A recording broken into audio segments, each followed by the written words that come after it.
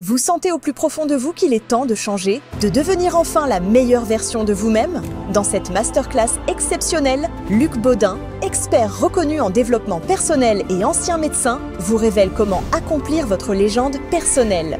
Découvrez les secrets de la force de la pensée, les clés pour élever votre niveau vibratoire et des techniques éprouvées pour transformer votre vie. Pour assister à la masterclass, cliquez sur le lien en haut à droite de l'écran ou en description de cette vidéo.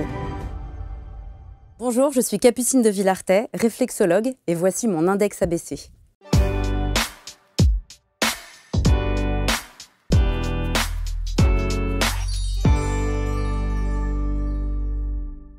Merci d'accueillir Capucine sur les canapés de l'Index ABC. Bonjour Capucine. Bonjour Marc. Merci d'être là, je suis ravi et ça m'a fait sourire en préparant l'émission. J'ai lu la première phrase qui dit « Personne n'attendait une réflexologue à Asnières ». Ouais, c'est vrai. Mais personne n'attend une réflexologue où que ce soit, je pense. C'est vrai? Je pense, ouais. Je pense que c'est un métier qui n'est pas encore très connu.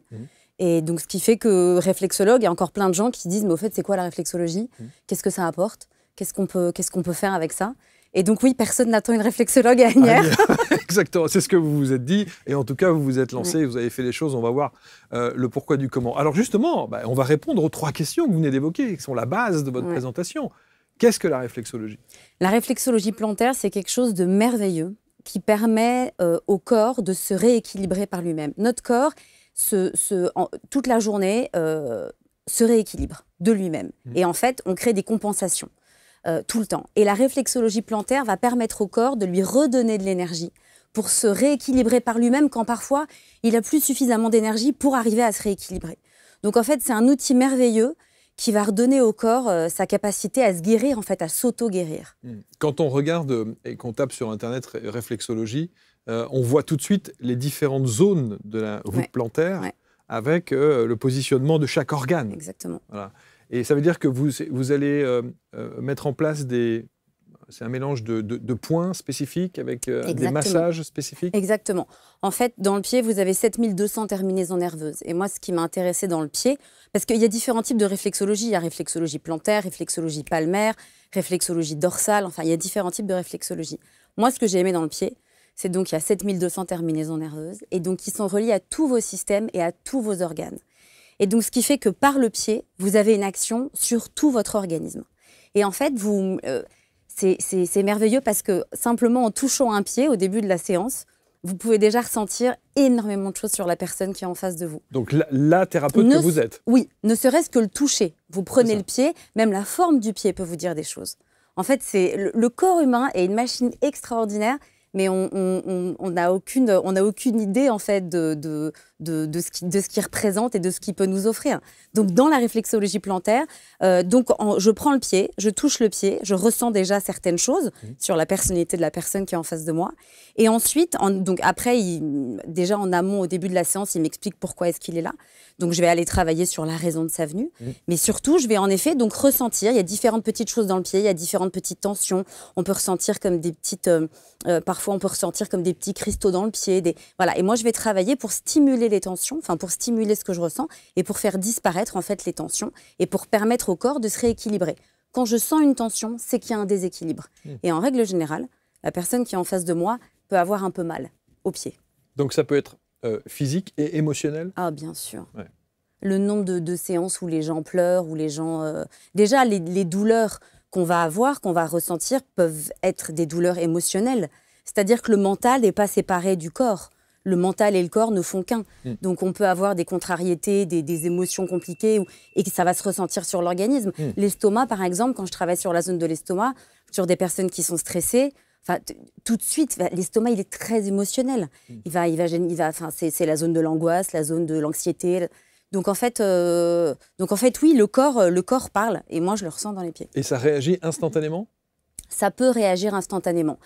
Après, on est tous différents. Donc, on ne va pas tous réagir de la même manière à une séance de réflexologie. On peut pas faire de généralité et on peut surtout pas mettre les gens dans des cases. Quand les gens me disent il va me falloir combien de séances, je ne pourrais jamais dire combien de séances il faut.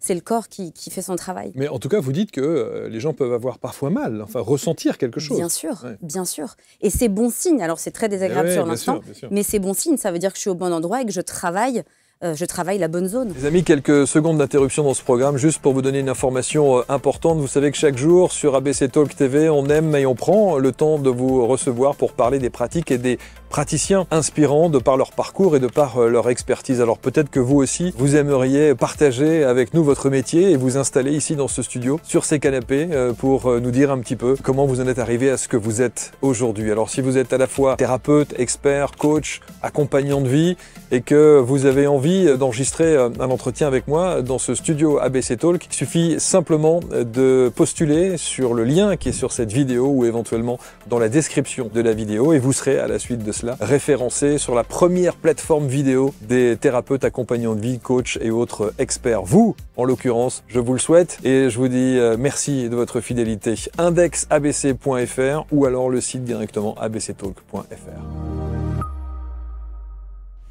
Alors, vous parliez effectivement de la réflexologie plantaire, Oui. mais pas que. Pas que. Alors, il y a l'auriculothérapie. Ouais, Moi, j'ai fait une émission là-dessus aussi.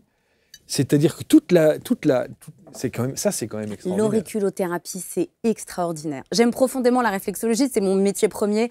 Enfin, je l'aime profondément. Mais l'auriculothérapie, c'est un truc extraordinaire. L'auriculothérapie, vous avez dans l'oreille la reproduction de tout votre corps. Ouais.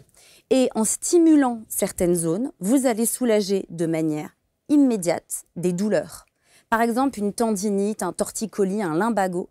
Le nombre de personnes qui sont venues me voir en étant debout dans la salle d'attente, pouvant pas s'asseoir, pouvant pas bouger, Oui, c'est ça. et ils repartent Bloqué. et ils peuvent faire des galipettes. Non mais vraiment, c'est un truc de fou. C'est-à-dire que pendant la demi-heure de la séance, ils ont été complètement libérés. Et moi, la technique que j'ai apprise en auriculothérapie, je me suis formée avec Nadia Wolf, que vous devez très certainement connaître. Oui. Et Nadia, elle forme à une méthode très particulière qui est diagnostic auriculaire causal. On va aller chercher le pourquoi. Pourquoi on a mal? Un lumbago, par exemple, quelqu'un va me dire en fait, je me suis fait mal, j'ai porté une table trop lourde et donc je me suis bloqué le dos. Mais il y a plein de gens qui portent des tables lourdes toute la journée et ils ne se bloquent pas pour autant le dos. C'est sûr. Donc pourquoi est-ce que cette personne s'est bloqué le dos en soulevant la table? Qu'est-ce qui s'est passé? Quelle est la cause du problème? Et moi, c'est ce que je vais faire sur l'oreille.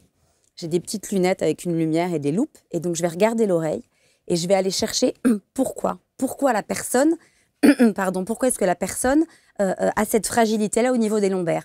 On peut se rendre compte que pour certaines personnes, ça va être, pour des hommes, ça peut être une faiblesse de la prostate. Pour des femmes, ça peut être une faiblesse au niveau de l'utérus, ou ça peut être une faiblesse au niveau du foie, ou ça peut être énormément de choses. Mais ce qui est fou, c'est de se dire que vous le voyez Ça se voit. au niveau de l'oreille. Ça se voit, à l'œil, ça se voit. Et maintenant, depuis que je me suis formée à l'auriculothérapie, j'aime beaucoup commencer mes séances quand des gens viennent me voir en me disant j'ai telle douleur, tel dérèglement et tout ça. J'aime bien commencer juste en regardant l'oreille. Parce qu'en regardant l'oreille, on voit. On voit, vous avez des petites vénules, des petites taches, on voit, ça se voit. C'est formidable. Incroyable. Ah, l'auriculothérapie, Et donc c'est là, vous extraordinaire. utilisez, vous utilisez des loupes? Oui, j'ai des petites lunettes, en fait, loupe avec Ouais. une lumière. Parce que bon, je ne suis pas très vieille, mais je ne suis pas très jeune non plus. Je n'ai pas forcément des très bons yeux. Et surtout, la zone de l'oreille est petite. Ouais. Et donc, il faut bien voir. Et l'oreille, en fait, raconte tellement de choses. Et alors, une fois que vous voyez, Ouais. donc vous positionnez, vous voyez sur l'oreille où est la problématique. Oui. Alors, pas tout de suite, vraiment. J'ai un petit stylet. Et en fait, avec mon petit stylet, je vais appuyer sur certaines zones.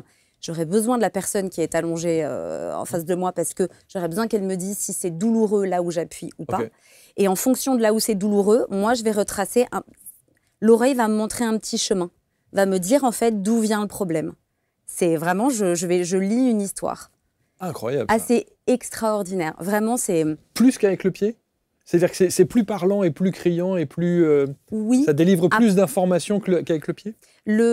En ce qui concerne les douleurs, toutes les inflammations, toutes les douleurs qui sont en HIT, toutes les tendinites, enfin tout ce qui est en HIT, oui, pour moi, c'est plus parlant et surtout, je pourrais vraiment soulager la douleur instantanément, chose que je ne peux pas faire en réflexologie plantaire. En tout cas, pas moi. Il y en a très certainement d'autres personnes qui le font, mais moi, c'est quelque chose que je ne fais pas en réflexologie plantaire. Alors, parlons un peu de votre sensibilité, parce qu'on a le sentiment quand même qu'il y a le thérapeute avec le côté pratico-pratique de ce qu'il a appris, mais il y a votre sensibilité ensuite qui doit sans doute jouer. Ce qu'on nous apprend, enfin moi, ce que j'ai appris dans chaque formation, et beaucoup de personnes qui m'ont formée nous ont dit ça, c'était vous allez apprendre et ensuite vous allez désapprendre ce qu'on vous a appris. Et en fait, c'est exactement ça. On doit apprendre, on est obligé d'apprendre. Il y a des choses qu'on peut pas inventer. Mais après, c'est important de désapprendre pour ressentir. On fait un métier humain.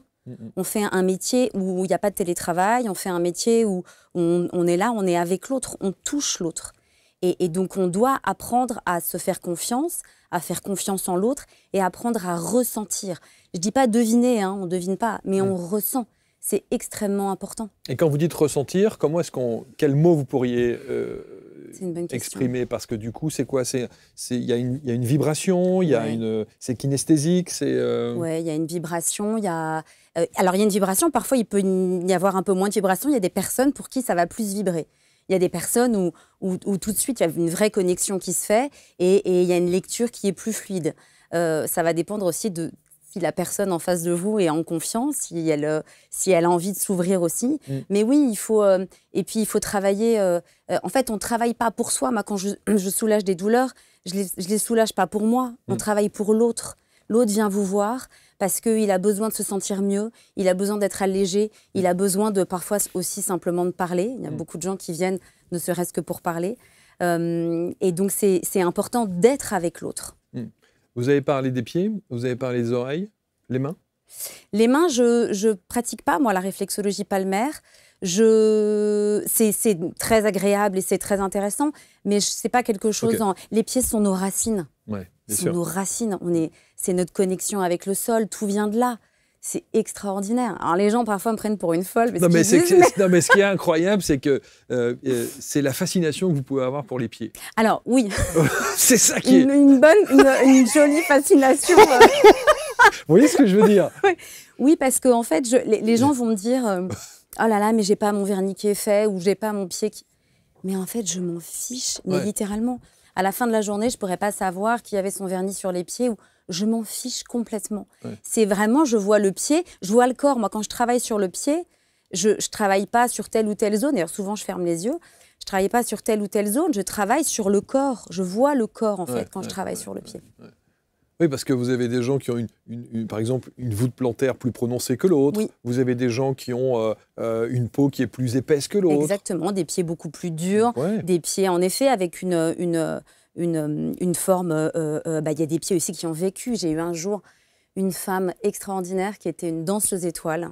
Qui a souffert. Ah non, mais les pieds, je pense, les plus beaux que j'ai jamais pu toucher. Extraordinaire. Ces pieds avaient une histoire. Oh, c'était formidable. C'était formidable. Parce que vous voyez, quand je parle de la fascination pour les pieds, il y a des gens qui vont extrapoler en disant « Ouh là là, il y a presque du fétichisme. » Non, jamais de la vie. Jamais de la vie. Non, c'est simplement que je vois, c'est le corps entier que je vois. C'est l'autre que je vois à travers le pied. Ouais. C'est-à-dire qu'en tout cas, cette partie du corps vous parle. Ah oui, elle me parle, elle me parle. Et c'est fou parce que énormément de gens, comme je vous disais, n'aiment pas leurs pieds, ont honte. J'ai plein d'amis qui m'ont dit « Ah ben non, je viens pas te voir parce que j'aime pas mes pieds et puis j'ai un peu honte. » Mais honnêtement, ça va tellement au-delà de ça. Et c'est fou de se rendre compte ce qu'on peut faire avec les pieds. Comme avec l'oreille, où les gens quand je dis « Est-ce que je peux regarder votre oreille ?» des gens qui vont me dire « Oui », enfin ils sont un peu gênés du genre « Est-ce que je me suis bien lavé les oreilles ?» Mais en fait, je m'en fiche. Je m'en fiche. Ce sont des outils extraordinaires pour... soigner votre corps. C'est quand même fou. Et on a ça là, tous. Tous. Alors, une explication de texte notamment sur le fait de parler... Il y a des mots, vous savez, quand on utilise dans l'index, qu'il faut toujours relativiser. Vous avez dit soigner. Quand vous dites soigner, ça veut dire quoi? Ça veut dire que vous avez quand même parlé de problèmes d'estomac, de problèmes avec peut-être des organes un petit peu plus prononcés. Vous dites quand même soigner? Non. En fait, je dis, moi, déjà, à longueur de séance, je dis, je ne suis pas médecin. Quand les gens ont des traitements, je ne dis jamais d'arrêter les traitements. Jamais, au grand jamais. Franchement, je crois que je le répète limite à chaque séance. J'ai dit, je ne suis pas médecin. Donc là-dessus, on est d'accord. Mais sauf que quand vous avez quelqu'un qui, après une séance et après avoir changé son alimentation et après avoir pris certaines vitamines, après avoir fait un peu plus de sport, mais elle n'a plus certaines douleurs. Que vous préconisez? C'est cet accompagnement-là aussi, oui, tout à fait. Sur le sport, l'alimentation et tout le reste. Complètement. Et je préconise aussi souvent d'aller voir d'autres praticiens. Je dis souvent qu'il n'y a pas que moi, il n'y a pas que la réflexologie. Il y a d'autres pratiques et l'union fait la force. Et souvent, c'est plusieurs praticiens les uns avec les autres qui vont accompagner pour, dans ces cas-là, non pas soigner, mais en tout cas aider la personne à aller mieux et se sentir mieux. Alors, des exemples. Exemples de quelques clients que vous avez pu accompagner, un avant, après une séance. Il va y avoir, déjà, rien qu'avec l'auriculothérapie pour les douleurs, donc tout ce qui va être douleur, je vous dis lumbago, torticolis, tendinite, les tendinites au coude, où la personne va faire des séances chez le kiné depuis longtemps, va faire différentes choses. Et il n'y a pas vraiment, il y a de l'amélioration, il y a du mieux, mais il reste quand même quelque chose. Et en auriculothérapie, en 2 séances, elle n'a plus du tout de douleur. Sciatique, hernie discale? Sciatique. Alors, hernie, non, la hernie, on ne pourra pas soulager la hernie, ça c'est compliqué. On va pouvoir soulager tout ce que la compensation de la hernie a fait, puisque quand on a une hernie discale, le reste du corps compense, donc on va pouvoir soulager le reste. Mais la hernie, non, j'aimerais bien la faire disparaître. Malheureusement, ce n'est pas possible. Le rééquilibre hormonal, alors là, c'est extraordinaire. Extraordinaire. Une femme qui est venue me voir, une jeune femme, 30aine d'années, qui n'avait plus du tout de cycle, mais plus du tout. Bref, elle a essayé différentes choses et en une séance, elle avait plus de cycle depuis plus d'1 an. En une séance de réflexologie plantaire, ses cycles sont revenus et elle continue à venir me voir. Mais enfin, c'est. Alors sur un cas précis, par exemple, lorsque vous êtes sur ce cas-là, le travail que vous allez faire sur la voûte plantaire.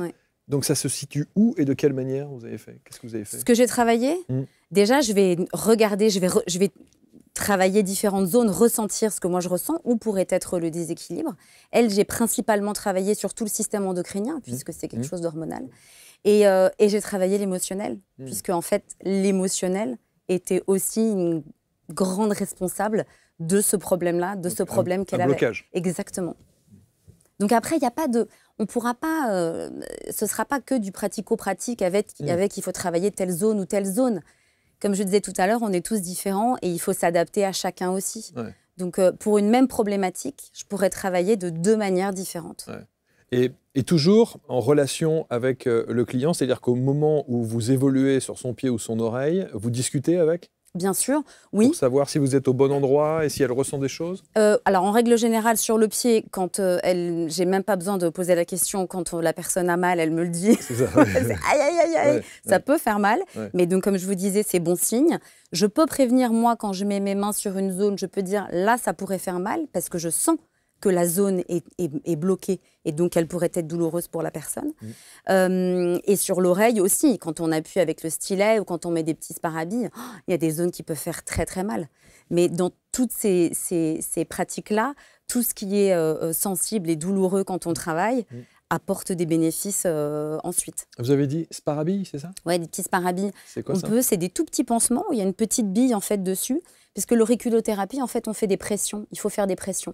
Un torticolis, par exemple, ou un hoquet. Quand vous avez un hoquet qui ne s'arrête pas, je pourrais vous montrer. Vous appuyez sur une zone, même avec votre doigt, et vous faites passer le hoquet ou vous soulagez le torticolis. Ça, c'est des petites astuces, c'est des tips comme ça qui sont super pratiques et intéressants. C'est génial, mais bien sûr. Et donc, il y a des petits sparabilles, donc des tout petits pansements avec une toute petite bille dessus. Et donc, je le place sur l'oreille. Les gens repartent avec des petits cadeaux, une oreille magnifiquement habillée. Et moi, ce que je leur demande après, donc moi, on appuie avec les petits sparabilles.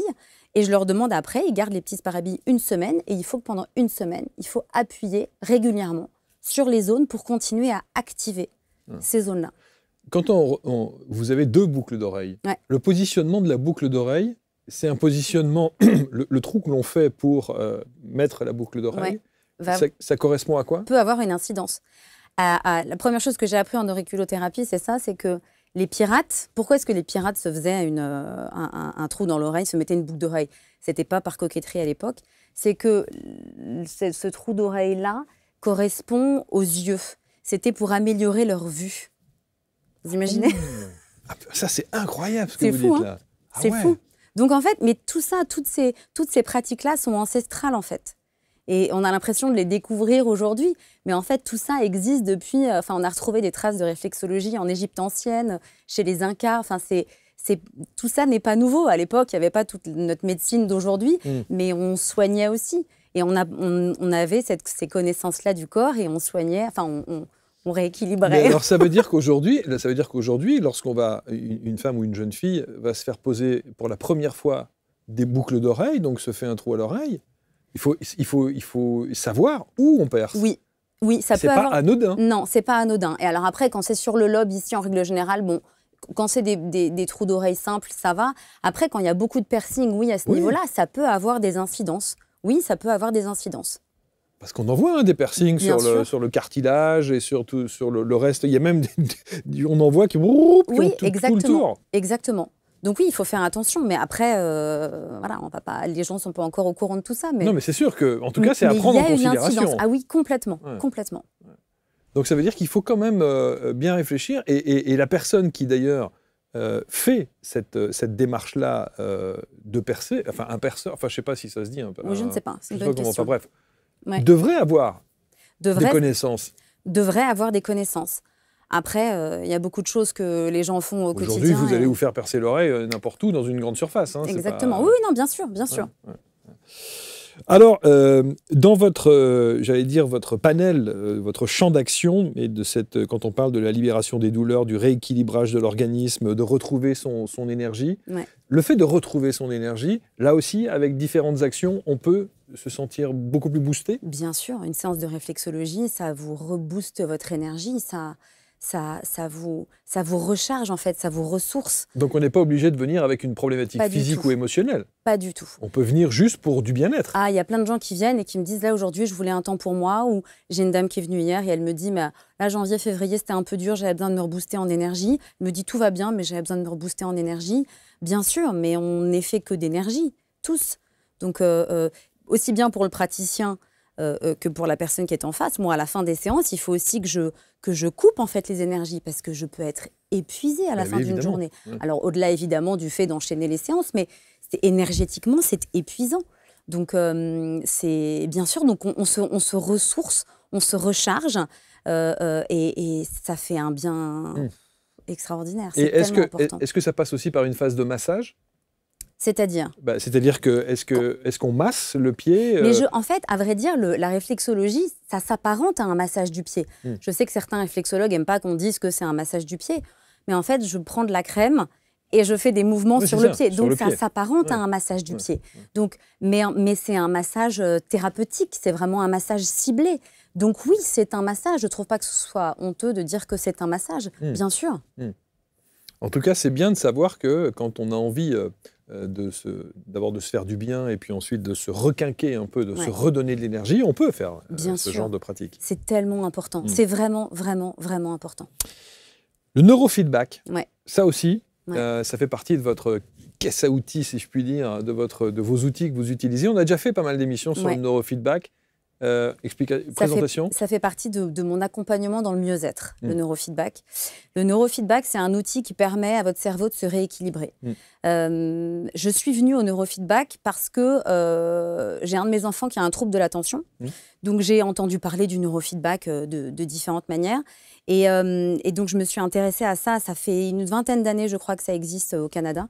Et c'est un outil extraordinaire qui vous permet de vous sentir mieux, de vous sentir, d'avoir une charge mentale moins forte, de vous sentir plus libre dans votre tête. Je vous dis ça parce que c'est mon fils, après quelques séances de neurofeedback, je lui ai dit comment tu te sens et il me dit je me sens plus libre dans ma tête. Et ça, franchement, quand vous entendez ça... C'est sûr. Quel âge il a? Aujourd'hui, il a 14 ans. Et voilà. Et donc, le neurofeedback, vous êtes allongé, enfin, en position relativement détendue pendant 33 minutes. Vous avez des capteurs, pas des électrodes, extrêmement importants, je sais que vous le savez, sur les oreilles et sur la tête. Et vous allez vous écouter de la musique et il va y avoir des coupures de son plus ou moins longues et plus ou moins répétées pendant les 33 minutes. Et ces coupures de son vont mettre votre cerveau en situation d'inconfort pour le forcer à s'auto-réparer. Donc, votre cerveau va s'auto-réparer pendant 33 minutes, en permanence, en permanence, en permanence. Le neurofeedback, après, je peux raconter, moi, les bienfaits que ça m'a apporté, mais c'est vraiment quelque chose à vivre. Je ne sais pas si vous avez essayé le neurofeedback. Alors, on a reçu le fondateur du neurofeedback ici. Il est venu faire l'émission ici, avec une des représentantes, d'ailleurs, du neurofeedback. Et elle m'a proposé d'expérimenter le truc. Alors, je ne l'ai pas fait. Comme à chaque fois qu'on me propose un truc, évidemment, je ne fais pas c'est idiot, mais on en parlait encore ce week-end en disant « Mais pourquoi tu n'expérimentes pas ?» Mais tout le monde me parle des bienfaits du neurofeedback. Mais il faut le vivre. Exactement. Il faut le vivre. C'est très compliqué. Et puis surtout, j'en viens à ce que je vous disais au début, tout le monde est différent. Donc, tout le monde ne va pas réagir de la même manière. Le neurofeedback, c'est important de comprendre que quelqu'un qui va venir en disant « je viens faire du neurofeedback parce que j'ai des problèmes de sommeil », moi, je ne vais pas faire « problème de sommeil, il faut résoudre les problèmes de sommeil, entrez ». Ça ne marche pas comme ça. Votre corps de lui-même, votre cerveau de lui-même va, puisqu'il est forcé à s'auto-réparer, va s'auto-réparer. Il va réparer ce qu'il a besoin de réparer et ça pourra engendrer après un meilleur sommeil. Mais on ne peut rien programmer. Il faut arrêter de vouloir forcer notre corps à se rééquilibrer là où on veut qu'il se rééquilibre. De lui-même, en fait, il va faire le travail. Mais il y a des changements qui s'opèrent après chaque séance. Qu'on les ressente ou non, il y a des changements qui s'opèrent. Et puis, plus on en fait, plus on ressent ces changements. Est-ce qu'on pourrait cumuler, faire neurofeedback et en même temps pas un en travail même temps. Pas en même temps. Pas en même temps. Mais il y a beaucoup de gens qui viennent et qui font réflexologie et après neurofeedback. Bien sûr, et au contraire. Après la réflexologie, ils font le neurofeedback, ils sont allongés avec la petite couverture, ils dorment. Parce que le neurofeedback, même en dormant, c'est très efficace. Ils dorment et là, ils repartent, ils sont requinqués. En tout cas, c'est très apaisant. Je connais des gens qui ont fait effectivement la réflexologie plantaire notamment et qui reviennent en disant... Ça fait un bien fou. Oui, c'est vrai. Ça fait un bien fou. Non, et il y a beaucoup de gens qui me disent aussi, je trouve ça plus agréable, en tout cas, je me sens plus détendue qu'après un massage du corps. Ouais. Et c'est vrai que juste avec la zone des pieds, vrai. On travaille, je répète, mais je travaille sur tout l'organisme, uniquement avec les pieds. Donc, on a vraiment des sensations. Des gens vont me dire, oh là là, j'ai des frissons, ça remonte dans les épaules, j'en ai dans la tête et tout. Mais en fait, il y a une action, et puis il y a l'énergie qui remonte, Bien sûr, c'est très détendant et ça fait vraiment du bien. Et il y a pourtant des gens qui ne supportent pas qu'on leur touche les pieds. Oui.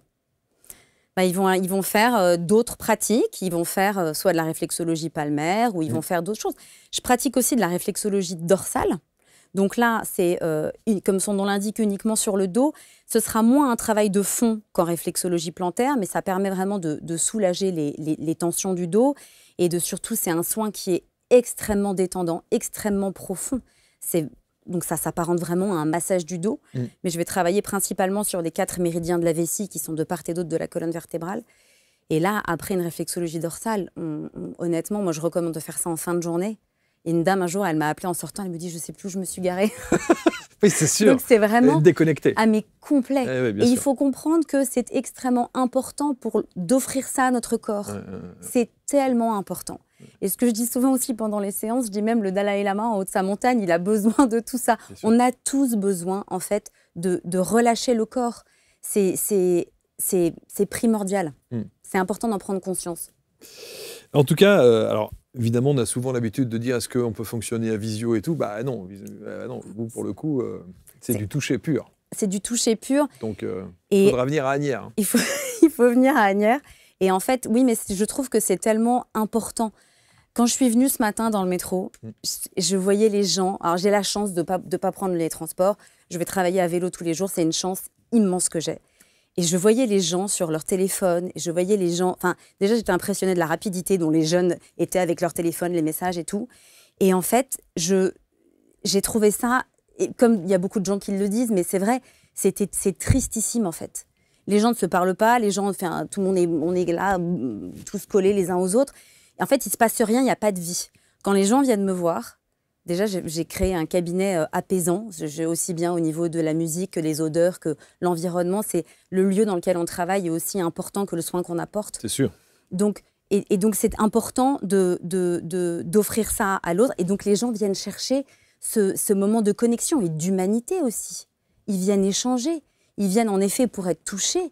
Enfin, le confinement a fait des ravages quand même. Les gens on n'était plus touchés. On a besoin de toucher l'autre. Ce contact humain. De ce contact.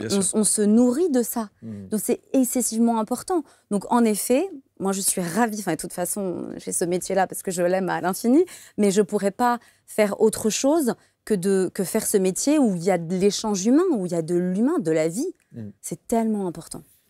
On ressent d'abord l'amour que vous avez pour cette activité, pour cette pratique-là, et en même temps la passion avec laquelle vous l'exercez. Oui. Parce que vous voyez de toute façon les résultats. Et ça, c'est quand même la plus belle des récompenses. C'est merveilleux. Et après, c'est un métier qui me nourrit. Donc ça peut être... Je suis évidemment heureuse d'apporter ça aux autres et c'est extraordinaire. Mais ça me nourrit, en fait. Là, pour le coup, c'est quelque chose qui est compliqué à expliquer, mais je me nourris du contact de l'autre.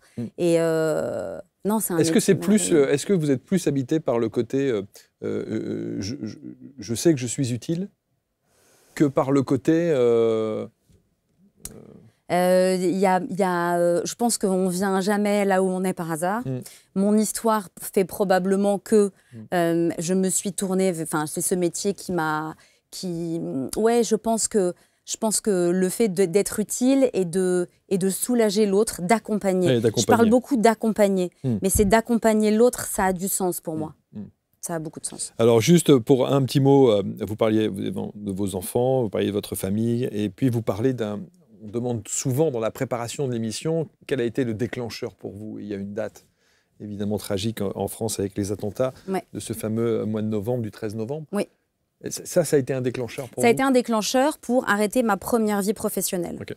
Là, je me suis dit, ces attentats du 13 novembre, je me suis dit, OK, on a conscience que la vie est courte, mais là, moi, je me suis dit, OK, j'arrête. Je veux m'occuper de mes enfants. C'était déjà quelque chose que j'avais dans la tête, mais là, ça l'a vraiment déclenché. On avait 2 enfants à l'époque, on voulait un 3e enfant. Donc, j'ai arrêté de travailler pendant 5 ans. Je me suis occupée de mes enfants et nous avons eu un 3e enfant à ce moment-là. Et je savais que je voulais retravailler, il fallait que je retravaille. Je savais que je voulais travailler pour moi, mais je ne savais pas du tout quoi. Mais pas du tout. Après, je n'étais pas inquiète, je ne sais pas, j'avais cette confiance. Et un jour, pour mon anniversaire, mon mari m'invite à passer un week-end à côté de Cancale et il veut m'offrir un soin. Et donc, dans l'hôtel dans lequel on était, il me dit, écoute, il n'y avait rien sauf des séances de réflexologie. Et il me dit, il y avait une dispo, donc je te l'ai pris. J'avais jamais fait de réflexologie. Et il me dit, bah voilà, je sais pas. Et puis tout le monde parle de cette femme de manière incroyable. La réflexologie avec Gwen, réflexologie avec Gwen. Bah, je dis, allons-y. Vas-y. Je rencontre Gwen, je fais ma séance de réflexologie, qui a été extraordinaire. Je revois Gwen qui venait une fois par mois à Paris. Donc je la vois tous les mois. Et un jour, pendant une séance, Gwen me parle de quelqu'un qu'elle a et qu'elle forme. Et là, je dis à Gwen, mais en fait, on peut se former à la réflexologie. Pour moi, il y avait un côté inné, on se transmettait ça, comme les coupeurs de feu peuvent se transmettre. Comme les magnétiseurs, exactement. Ouais. Et elle me dit, bah oui, bien sûr, on peut se former à ça. Je suis sortie de cette séance-là, j'ai appelé mon mari, je lui ai dit, mais tu sais qu'on peut apprendre la réflexologie? Je dis, je crois que en fait, c'est ça ce que j'ai envie de faire. Et mon mari, extraordinaire, il est formidable, mon mari. C'est pour ça que c'est votre mari. Oui, c'est pour ça que c'est mon mari. Et il me dit, mais je te verrais tellement faire ça. Et là, j'en ai parlé à personne. J'ai pas eu envie de dire mon projet parce que je voulais un peu qu'on me laisse tranquille dans mon idée. Sinon, tout le monde donne un peu son grain de sel. Mais un peu son grain de sel. Et donc, voilà. Et donc, je me suis formée. Et c'est vraiment à la toute fin de ma formation où j'ai expliqué aux autres ce que je faisais. Alors, saluons Gwen Libouban. Gwen, formidable Gwen. Qui vous a formé, qui vous a accompagné. C'est pas Gwen qui m'a formée. En revanche, je me suis pas formée avec Gwen. C'est elle qui m'a donné l'envie de faire ce métier. D'accord. Mais j'ai pas pu me former avec Gwen. Bon. Mais elle est merveilleuse. En tout cas, c'est grâce à elle. Elle vous permet d'être là où vous êtes aujourd'hui. C'est grâce à elle. Et elle a été le déclencheur du truc. Elle a été le déclencheur. Elle m'a fait connaître ce métier. Elle est formidable. Les enfants, on peut faire sur les enfants? Bien sûr. La réflexologie, on peut faire de la naissance jusqu'à la fin de sa vie. Vous faites les bébés aussi? Le plus jeune bébé que j'ai fait avait 12 jours. 12 jours, des tout petits pieds comme ça. J'avais suivi sa maman pendant la grossesse, parce que c'est aussi super pendant la grossesse. Et elle me dit, l'accouchement s'est plutôt bien passé, mais elle me dit, bon, là je sens que, je sais pas, la maman était un peu stressée aussi, donc je pense que ça faisait du bien à la maman. Ouais. Et donc oui, on peut faire depuis tout petit jusqu'à la fin de sa vie. Pendant longtemps, j'ai fait des réflexologies dans les résidences autonomie de la ville d'Asnières. Donc j'allais voir les personnes âgées, et pour les personnes âgées, c'est extraordinaire. Oui. Les personnes âgées sont isolées, elles ne sont pas touchées. Il y avait donc j'y allais une fois par mois et il y avait certaines personnes, je savais qu'elles n'avaient parlé à personne ou qu'elles n'avaient pas été touchées, ne serait-ce que toucher le bras. Depuis la fois d'avant, je les avais vues. Donc oui, pour les personnes âgées, c'est formidable. Et le bébé, il avait une problématique? Celui-ci n'avait pas de problématique, vraiment. C'était le début de vie. Elle pleurait un peu, mais il n'y avait rien de particulier. En revanche, pour tout ce qui va être toutes les coliques du nourrisson, ce genre de choses, c'est formidable. C'est formidable. Ouais. Ça, vraiment, pour les tout-petits. Après, même en grandissant, pour certaines douleurs, pour des problèmes d'endormissement, pour... Est-ce que vous le voyez physiquement, le bébé, quand vous voyez son visage qui change, qui s'apaise peut-être quand vous faites le soin? Quand on travaille sur les coliques du nourrisson, oui, tout à fait. On voit il y a un apaisement. Il y a beaucoup d'enfants qui au début, donc ils vont pas vouloir. Donc et puis les bébés, on y va tout doucement, donc ils vont être un peu à bouger dans tous les sens. Et au bout d'un moment, vous avez le bébé qui s'endort en fait. C'est magnifique. Ça, c'est formidable. In utero. Ouais. Lorsque vous faites ce soin, cet accompagnement, cette pratique sur les mamans qui sont enceintes, est-ce qu'il y a une action sur le bébé?